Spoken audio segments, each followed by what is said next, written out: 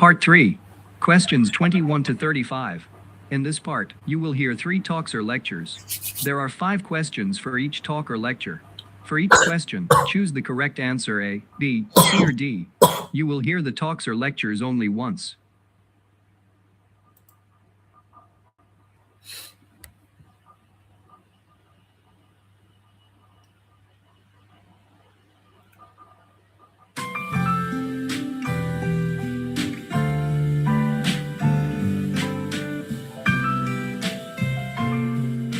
I want to talk about learning languages. I've lived in many different countries, both in Western Europe, the Middle East, and now here in Hong Kong. And during all of that time, I've learned 5 or 6 different languages to one degree or another. I love learning languages. Not only are they important when you move to a country, I just find them fascinating. Before I came to Hong Kong, I lived in Barcelona, Spain for 10 years. And when I first arrived, the most important thing was being able to communicate with people locally. I don't attend classes. I don't think I'm particularly good in classes. I prefer to learn by just talking to people, finding out what I need to say by looking at dictionaries and listening carefully. Other things that helped me when I first moved to Spain were watching the typical kinds of programs we see every day on channels around the world. For example, the weather. This is great because they always say the same things, so you can really quickly hear the same words repeated again and again, and the pictures help, of course. Other types of program that helped me learn Spanish quickly were things like game shows, where the same thing happens. They have a catchphrase or a slogan that they repeat endlessly when contestants win or when they're called to compete. As well as that, I used to pick up the Spanish newspapers. First of all, I just accepted there was no way I was going to understand anything but 1 or 2 words. But gradually, I found that I learned lots of new things about this. I was interested because I wanted to know what was happening in the country I lived in. But I also knew that I could learn a lot of language this way. So I'd take a dictionary with me sometimes, or I'd notice a word and I'd ask other people what it meant. Anyway, by far the best practice I ever had was just talking to people in the street or in shops where I'd rehearse in my head what I wanted to say beforehand before I went in. Usually, I made a right mess of it first of all, but after you get over the embarrassment, it's quite funny really, and people are very sympathetic and supporting in most cases. It took me a long time to develop a good level of Spanish. I lived there for 10 years, and I think I'm very fluent now. But I think for the first 2 years that I was there, it was quite a struggle to hold a decent conversation. There were always lots of words and expressions that I didn't pick up on. In particular, were the colloquial expressions, idioms, that kind of thing, that people use in everyday talk, but you don't necessarily see written down. I didn't find those very easy to learn at all. But it was a lot of fun, and people, as I said, are really supporting when they know that you're genuinely interested in learning their language.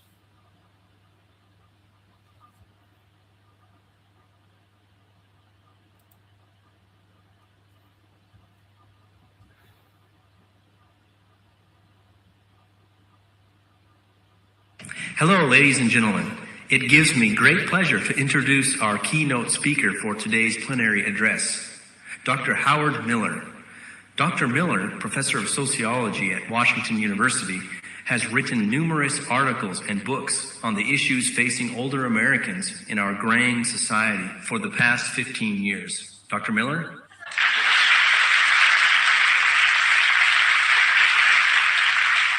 Thank you for that introduction. Today I'd like to preface my remarks from a story from my own life, which I feel highlights our common concerns that bring us here together.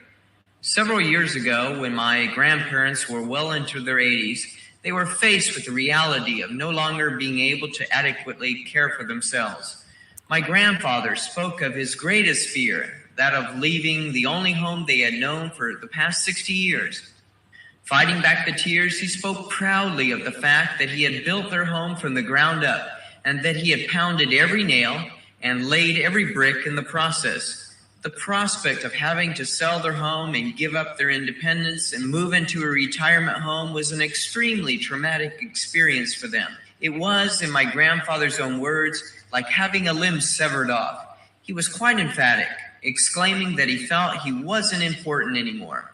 For them and some older Americans, their so-called golden years are at times not so pleasant, for this period can mean the decline of not only one's health, but the loss of identity and self-worth. In many societies, this self-identity is closely related with our social status, occupation, material possessions, or independence. Furthermore, we often live in societies that value that which is new or in vogue, and our own usage of lexicon in the English language often does not bode well for older Americans. I mean, how would your family react if you came home tonight elated, exclaiming, "Hey, come to the living room and see the old black and white TV I brought"? Unfortunately, the word old conjures up images of the need to replace or discard. Now, many of the lectures given at this conference have focused on the issues of pension reform, medical care, and the development of public facilities for senior citizens. And while these are vital issues that must be addressed, I'd like to focus my comments on an underlying issue that will affect the overall success of the other programs mentioned. This has to do with realigning our perspectives on what it means to be part of this group and finding meaningful roles the elderly can play and should play in our societies. First of all, I'd like to talk about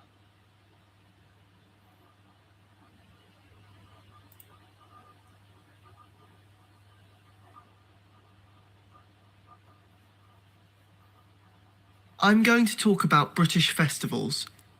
I'm sure you've heard about the Notting Hill Carnival in London. Yeah.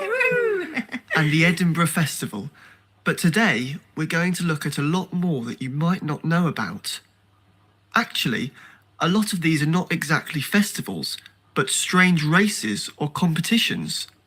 Some of them are ancient and some are modern. So, let's start in January in the north of Scotland with the burning of the Clavey. This is a whiskey barrel which is set alight, then carried through the streets as a bonfire. It's an ancient tradition which always takes place on the 11th of January, the first day of the year, according to an older form of the calendar. The bonfire brings good luck for the coming year, and people used to keep bits of burnt wood as protection against evil spirits. At the end of January, even further north, in the Shetland Islands, there's another fire festival, the Up Helly Ah. This seems like an ancient festival, but has actually only been going for about 130 years. Well, it is fairly old, I suppose. People carry firelit torches and a Viking boat through the streets, then set fire to the boat. There's lots of dancing. It's good fun. Now, to the north of England. On Shrove Tuesday in February, otherwise known as Pancake Day, a special pancake bell is rung in Scarborough. Everyone goes down to the road next to the beach where they skip. Yep, they jump over long ropes, up to 15 people to one rope. Whoa. And they have pancake races. This is quite common in the UK, running with a frying pan and tossing a pancake at the same time. Another kind of race takes place in spring, cheese rolling. In Gloucestershire, in the southwest of England, round cheeses in round boxes are sent rolling down a hill, and people run after them and try and catch them. The hill is very steep, so people often fall over. If you take part in this, you need to be very fit and wear your oldest jeans.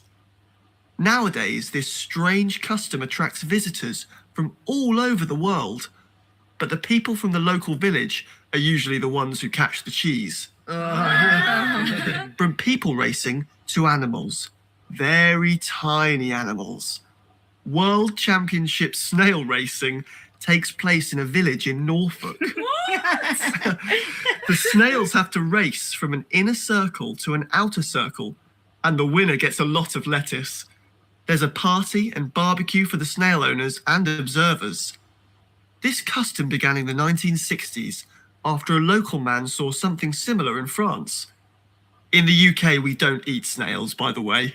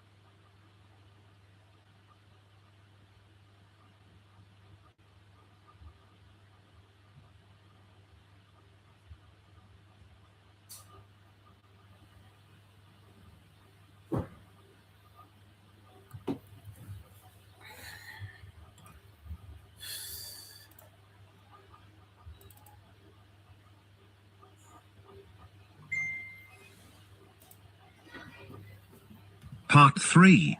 Questions 21 to 35. In this part, you will hear 3 talks, lectures or conversations. The talks, lectures or conversations will not be repeated. There are 5 questions for each talk, lecture.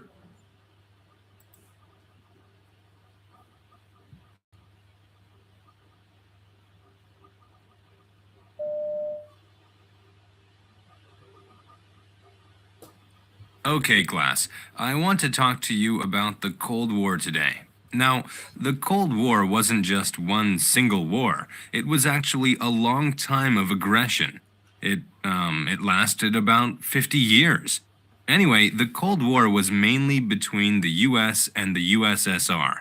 That was Russia's old name. They had different opinions on just about everything. Oh, and Joseph Stalin, who we have talked about before, was the leader of the USSR at the start of the Cold War. Anyway, there was a lot of suspicion during the Cold War, but the US and the USSR never actually fought each other. This is because both countries had nuclear weapons, so they were afraid of each other. They didn't want to destroy the whole world, and that might have happened if they'd fought each other. But instead of fighting, they showed their different opinions by competing with each other. For example, they made their militaries bigger, and they raced each other to see who could get a person in space first. Stuff like that. But a lot of the problems were political. The two countries were very different, and so they couldn't get along. This is what caused the Cold War.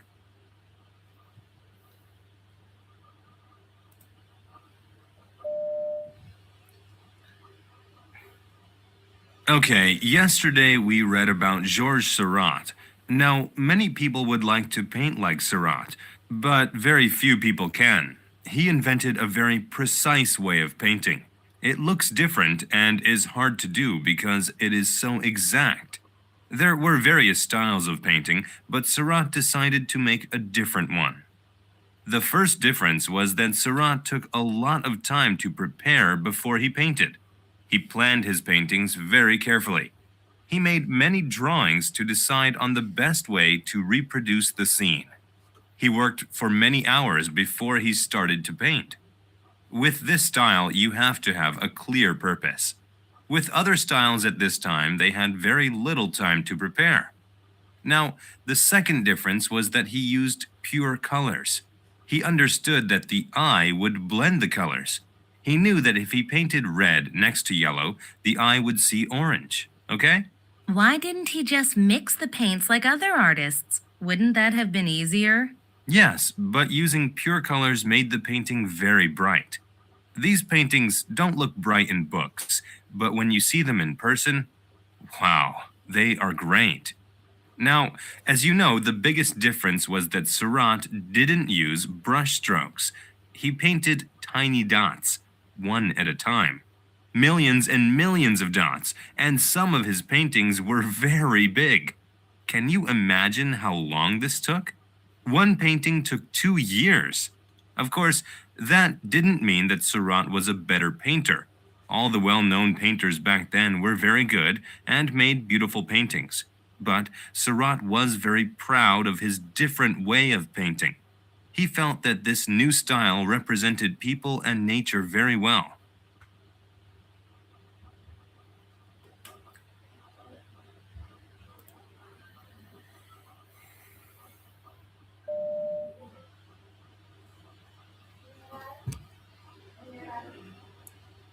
Today we're going to talk about snakes.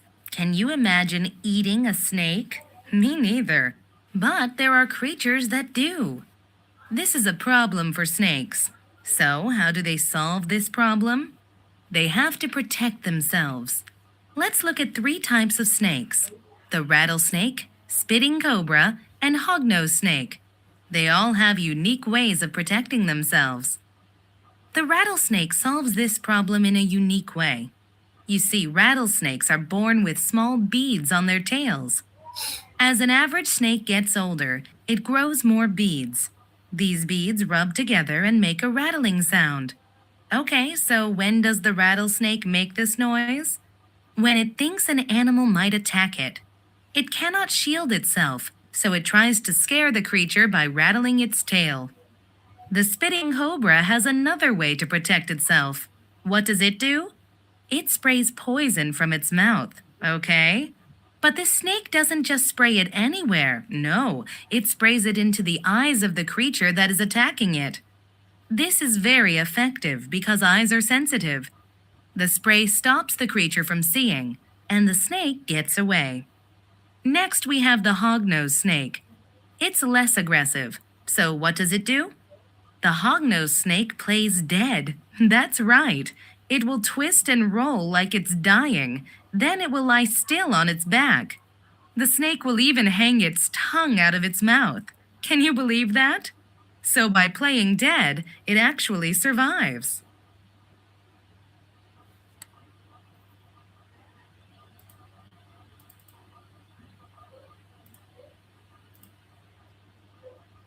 China has ended its decades-long one-child policy to allow all couples to have 2 children.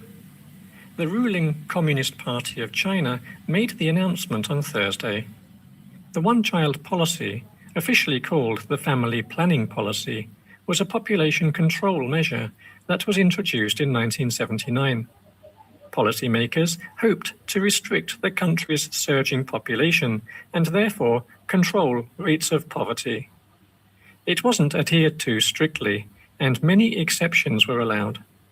In 2007, around 36% of China's population was subject to a strict one-child restriction. An additional 53% was allowed to have a second child if the first child was a girl.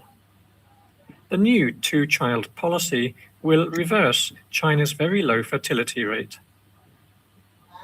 The new 2-child policy is expected to provide a huge economic boost for China and prevent it from developing into an aging society. China's labor force reached a peak of 940 million in 2012. However, this decreased to 930 million in 2014 and was expected to fall by another 29 million by 2020. Predictions from Peking University are that there will be an average of 2.5 million extra newborns per year. This will result in more workers and an additional $11.8 billion in annual consumption. Shares in many international baby goods companies jumped by over 10% after the news was announced. The new policy will affect around 100 million couples.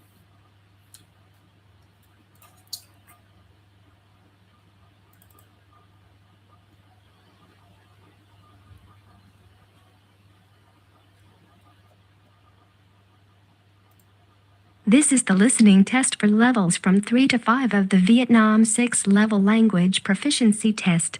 There are 3 parts to the test. You will hear each part once.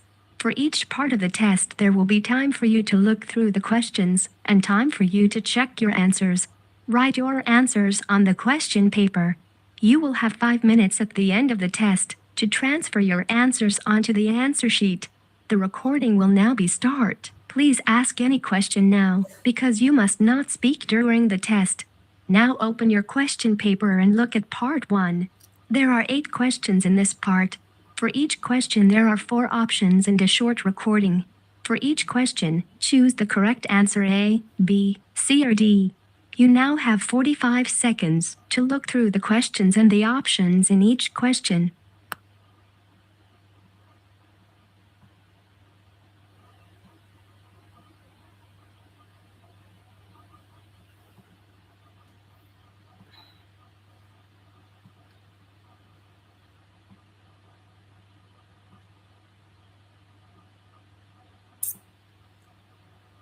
Now we are ready to start. Listen carefully. Look at question 1.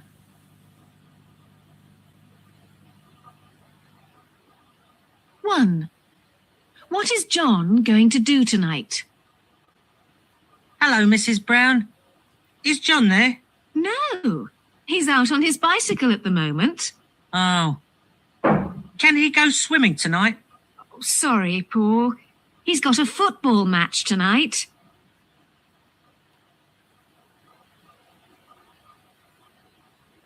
Two. Which bag does the woman buy? I want to buy a present for Diana.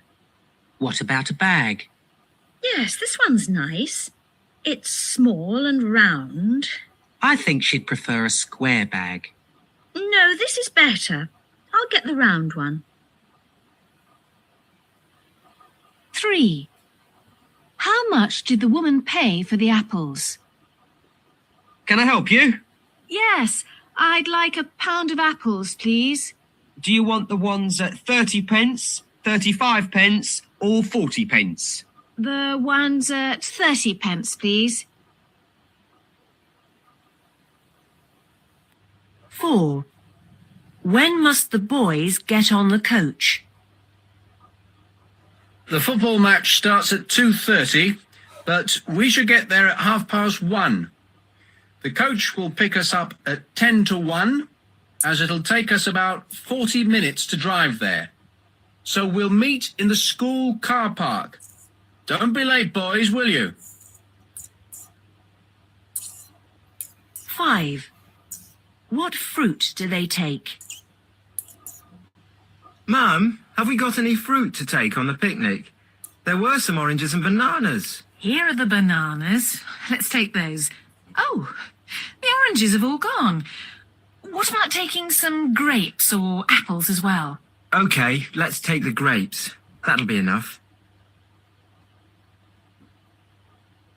6. Which present has the man bought? Is the book in this bag for Mum, then? I didn't think she was particularly interested in flowers. I thought she'd like it, to give her some good ideas for the garden. And even if she never reads it, it's got some lovely photos. I thought you were going to get those gloves I showed you in that shop last Saturday. They match the scarf I've bought her. 7. Where are the photographs? Have you seen my new passport photographs? I put them on the bookshelf. Oh, here they are, with your coffee cups. I hope they aren't dirty. Oh, sorry. I was showing them to Pat. He says they make you look like that newsreader on the television. 8. What did Ben break? Ben, what's this broken cup doing here? Oh, sorry, Mum. I had an accident when I was washing up. You know those big dinner plates? You haven't broken them as well. Oh, just a couple. They slipped out of my hands into the sink, and the cup got broken as well. That is the end of part 1. Now turn to part 2. You will hear 3 different conversations. In each conversation there are 4 questions. For each question, choose the correct answer A, B, C, or D. You will hear the conversations only once. Now open your question paper and look at the conversation 1. You now have 25 seconds to look through the questions and the options in each question.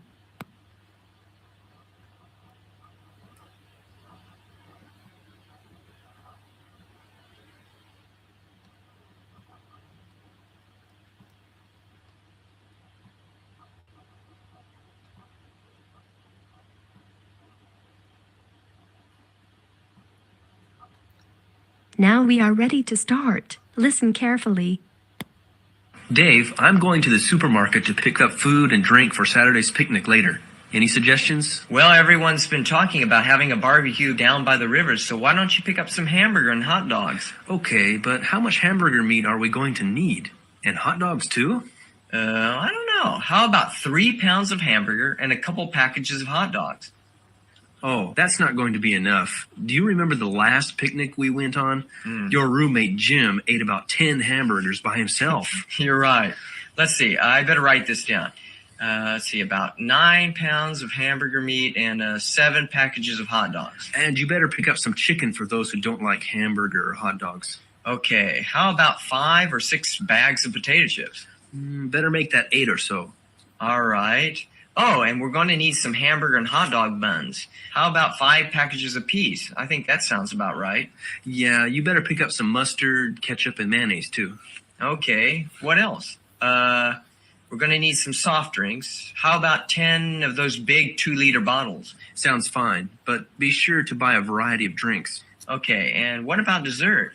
Well, maybe we could ask Kathy to make a few cherry pies like she did last time. Well, I wouldn't mind that, but she's been very busy working 2 jobs, so I'd hate to ask her. And, hey, why don't you whip up some of your oatmeal cookies? Well... Hey, you could even ask, what's her name? Yeah, the new girl, Susan, the one that moved across the street. Well, I bet she'd be willing to help you. I don't know. She's a real knockout. Nah, I don't think I could ask her. I don't know her phone number. Plus... Hey, you don't need to. She's at the door. What do you mean? Well, I thought you two would hit it off, so I called her up saying I was you, and I invited her over to watch a movie. You did what? Wait.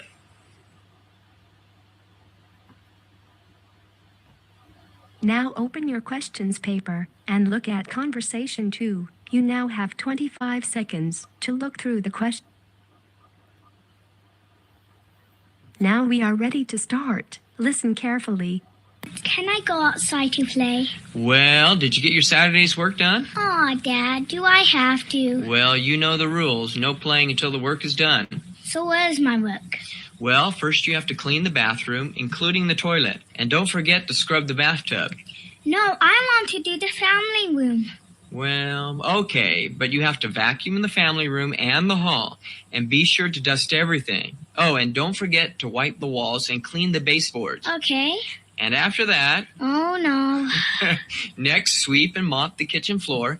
And be sure to polish the table in the living room. Okay. And make your bed and pick up all your toys and put them away. And... More? Yeah. And then... How about going out for lunch and getting a big milkshake? But, yeah, you probably don't want to do that. No, I want to. Okay, while you're doing your work, I'll be out in the yard raking leaves and pulling weeds.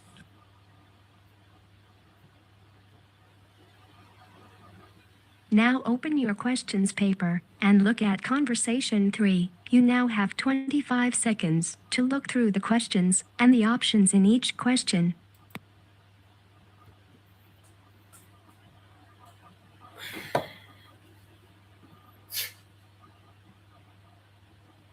Now we are ready to start. Listen carefully. Okay, everyone, I want to review the first 2 days of our travel itinerary for the trip. Okay, yeah, please take out the paper that I handed out earlier. Okay. First of all, we have been very fortunate to have been able to purchase discount tickets to cover most of the transportation costs and scheduling activities. And I want to also thank the group of parents who worked very hard in order to raise funding through different businesses in the community. I really appreciate that. Let's see. Okay, everyone should meet at the airport at 6 a.m. This will give you time to check in and get through security. Our plane departs at 9. Our plane arrives in New York at 3 p.m. and we will take a bus from the airport to the hotel. We've been able to get great rates on this hotel because we're staying on a weekday instead of the weekend. In the morning, for any of you who like to get exercise, we will be meeting in the lobby around 6 a.m. to go jogging around Central Park for about 45 minutes. And we'll get back to the hotel about the time when the restaurant opens, so you'll have enough time to grab a quick breakfast before we leave the hotel at 8. We'll be taking a ferry ride to Ellis Island and then to Liberty Island to visit the Statue of Liberty. I mean, this is something that you really can't miss. And later, we will go to Times Square, where you can have lunch on your own for about an hour from about 1 to 2. Later in the afternoon, you have the choice of visiting the Empire State Building or the Metropolitan Museum of Art. Either one of these are great. And we have some great group discounts. We will meet back at the hotel at 6 p.m.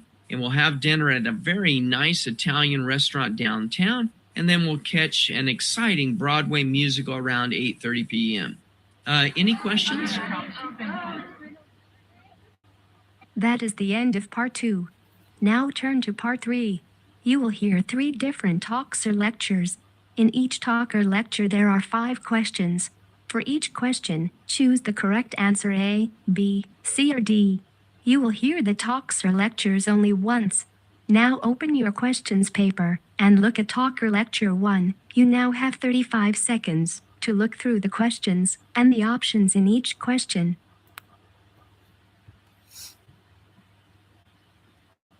Now we are ready to start. Listen carefully.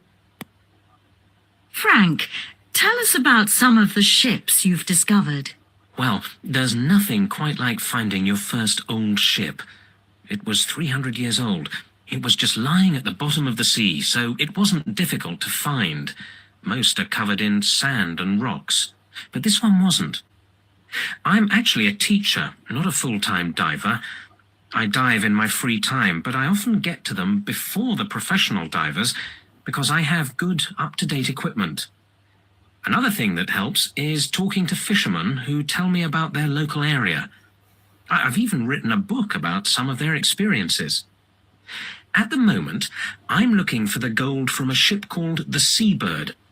It was an enormous, well-built ship, and it was coming from Australia on a winter night in 1859. Everything was going fine until the ship reached the English coast, when it crashed into some rocks in a very strong wind and sank to the bottom of the sea. It was carrying gold from Australia, and most of it is still at the bottom of the sea. My wedding ring is actually made from gold, which I found on an 18th century sailing ship. A friend of mine, another diver, has already found £88,000 worth of gold from different ships. He's now decided to give up his job and become a full-time diver. My house is full of things like coins, bottles, and old guns. My wife is always complaining about the number of objects around the house. She says I should open an antiques shop. But I love all these old things.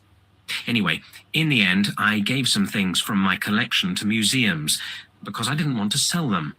But my wife still wasn't very pleased, I'm afraid. As diving is a dangerous hobby, it's not a good idea to try to teach yourself. I'd advise anyone interested to do what I did. There are some excellent diving clubs, like the one I joined, which run courses for beginners. It's best to do one of these before you go on a diving holiday. Now open your question paper and look at talk or lecture 2. You now have 35 seconds to look through the questions and the options in each question.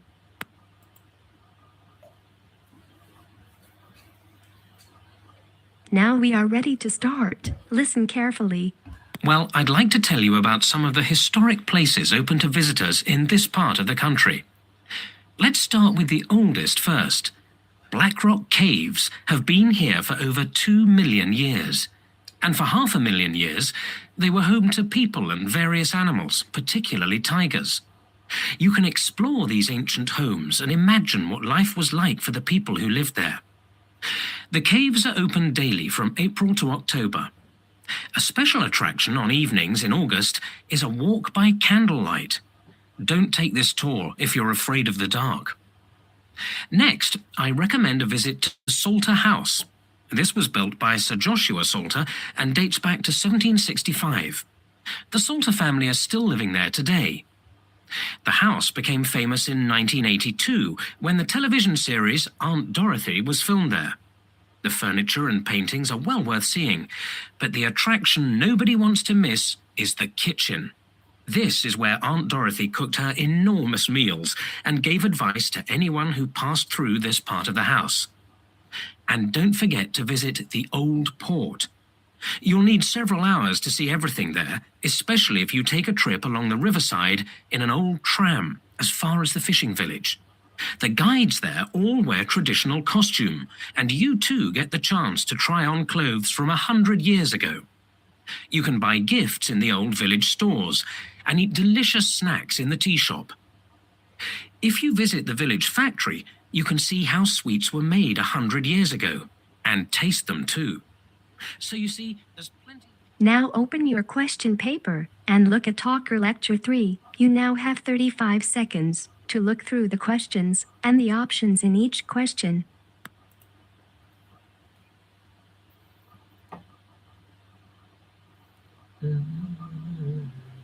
Now we are ready to start. Listen carefully.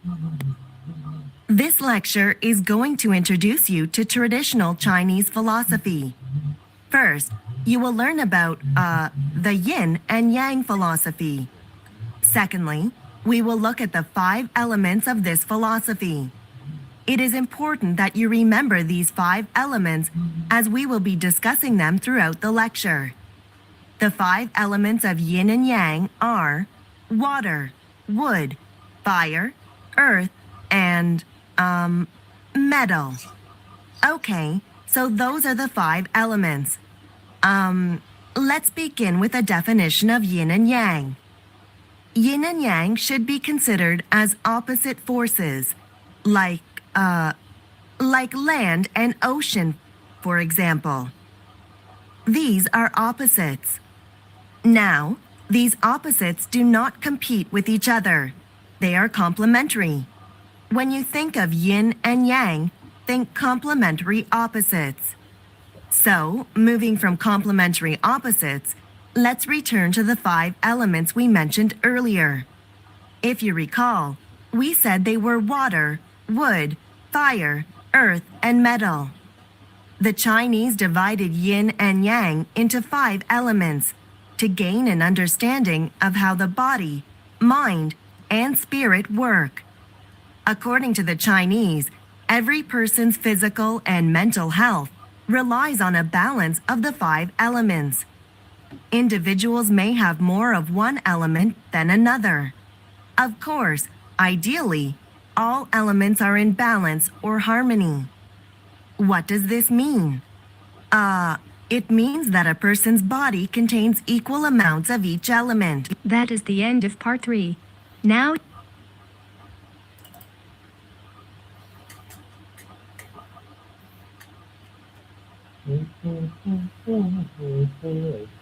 Part 3. Questions 20.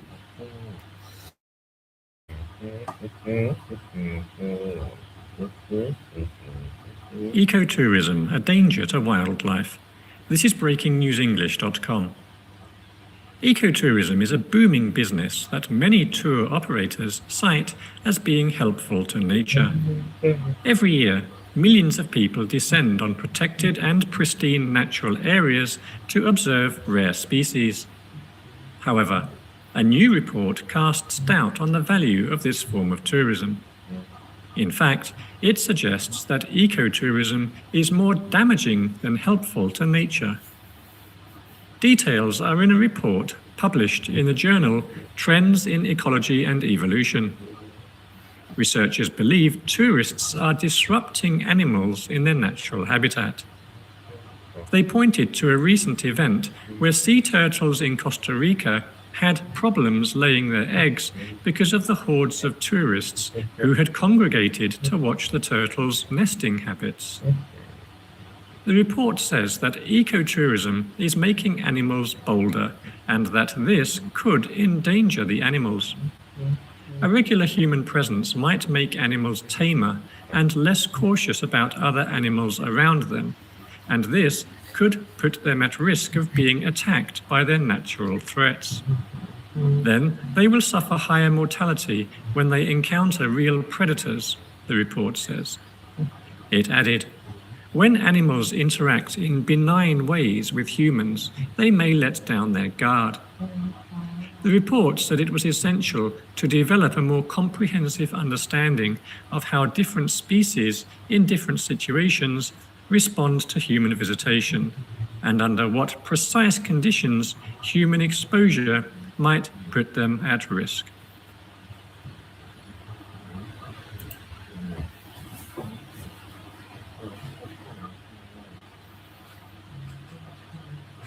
People told to avoid skin lightening creams. This is breakingnewsenglish.com. An association of local governments in the UK, called the LGA, has warned consumers about the use of some skin lightening creams. The LGA discovered that some of the whitening cosmetics they tested contained banned ingredients and were thus illegal. However, they were available for purchase in UK stores. An LGA spokesperson said these ingredients could pose a serious threat to consumers' health. He said there has been an increase in the number of users experiencing health problems after using the creams. These include seizures, rashes, and scarring. The spokesperson said the creams could increase the risk of skin cancer and liver and kidney damage. The global skin lightening industry is booming. In 2017, it was valued at an estimated $4.8 billion and is forecast to nearly double to around $8.9 billion in the next decade. Many people use it to reduce the darkness of the color of their skin.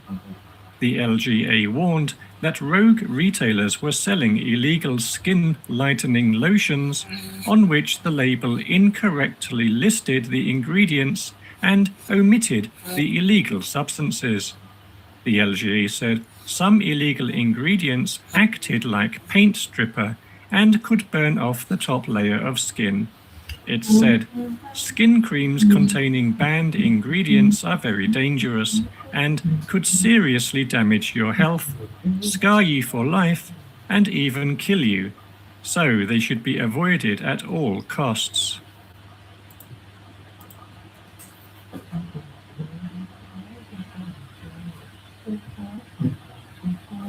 Parents happier after their children leave home. This is breakingnewsenglish.com. Many of us believe that having children is the key to happiness and a perfect family life.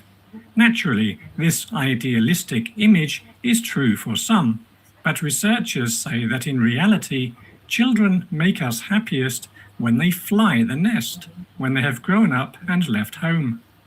Researchers in Germany looked at data from a survey of 55,000 over 50-year-olds living in Europe. The survey respondents were quizzed about their emotional well-being.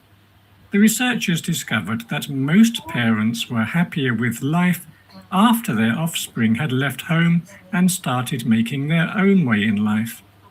Researchers say this could be because raising children creates financial worry, stress, fatigue, and anxiety. The research was led by Christoph Becker at Heidelberg University. He concluded that a big reason for parents being happiest when their children leave home is that the tables are turned and the children provide more support to their parents. He said parents whose children no longer live with them suffer from fewer symptoms of depression and have a more positive outlook on life. Regarding the role reversal in providing support, Mr. Becker said, children's roles as caregivers, providers of financial support, or simply as a means of social contact might outweigh the negative aspects of parenthood. He added that maintaining family relationships may stave off loneliness in aging parents.